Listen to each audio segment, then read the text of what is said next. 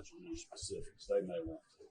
Governor, when you say hold the federal government accountable for its failures, what do you mean by that? Secure the border. I mean, it's not that hard to do. For the last 2 years, Republican governors from all over the country, I mean, people from New Hampshire and Montana are begging the president to secure the southern border. I mean, this is what we have feared would happen, because we have 8.5 million people that have come in our country illegally. And then we have these people that are here illegally breaking our laws, and nobody's telling us who they are or where they are. That's all we've been asking for. Governor Kemp, and to secure the border. And we're willing to help do that. Governor Kemp, you spoke to the family. Can you talk to us about what they said, what they're going through, and how you hope to help? Well, look, first of all, they're devastated.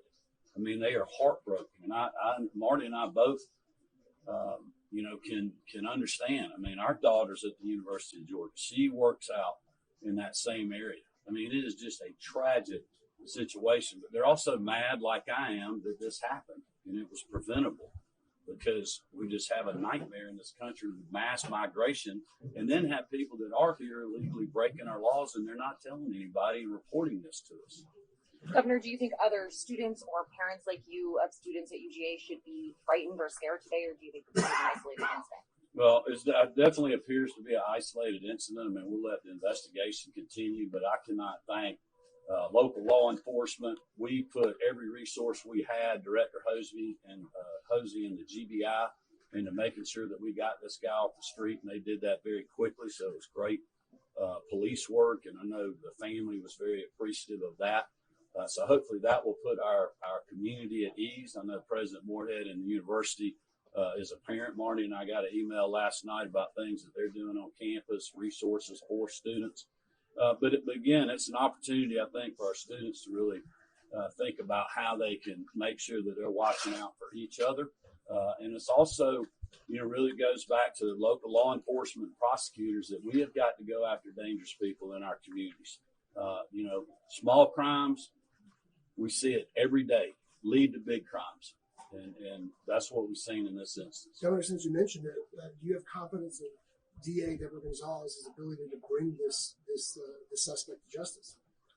Well, she best to do that, I can tell you, because the whole country and the world is watching this case. So it's my hope that she will do that, or perhaps seek some folks that can help her do that. All right, last question. Governor Kemp, have you gotten a response, or do you expect a response? What do you hope to hear from President Biden? Well, I haven't gotten a response that I know of, but I haven't obviously been back to the Capitol since the weekend. I appreciate Homeland Security finally putting something out about this individual. There's talk that the president may do some executive order action, which, depending on what it is, would be welcome. But, the problem is he's getting pushed by the activists in his party not to do anything, just to allow this to continue to happen, which is why we have to keep the pressure up on him to know that this is unsustainable.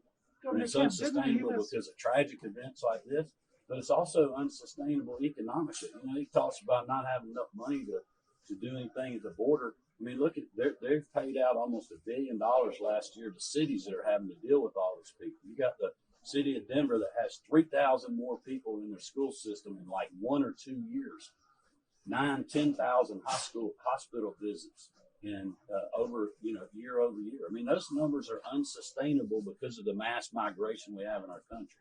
I mean, there's no other place in the world that has the porous border that we have right now, and is allowing 169 people just in a matter of months that are on the terrorist watch list to try to come into our country. What about the ones they didn't catch?